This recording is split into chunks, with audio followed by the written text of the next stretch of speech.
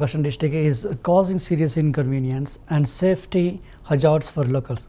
In particular, the movement of overloaded trucks from Ramathirdam in Chimakurti Mandal has led to the multiple accidents.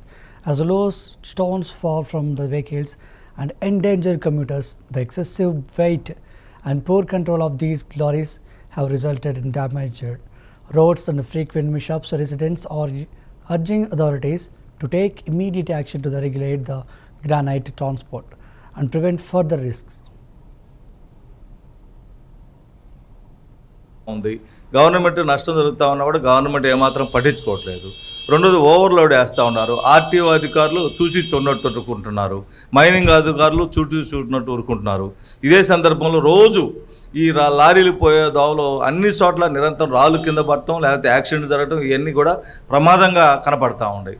రాళ్ళు కూడా పైనుంచి ఏ రాయి వెనకపోయే బండికి ఎప్పుడు పైనుంచి కింద పడుద్దు అన్నటువంటి భయాందోళన పరిస్థితి కనపడే విధంగా కూడా తోలుతూ ఉన్నారు. ర్యాష్ డ్రైవింగ్ తోలుతూ ఉన్నారు. పగలు ఒంగోలు టౌన్లోకి వెళ్ళకూడదు అనేటువంటి నిబంధన ఉన్నా కూడా మొత్తం ఒంగోలు టౌన్లో నుంచే వెళ్తూ ఉన్నాయి.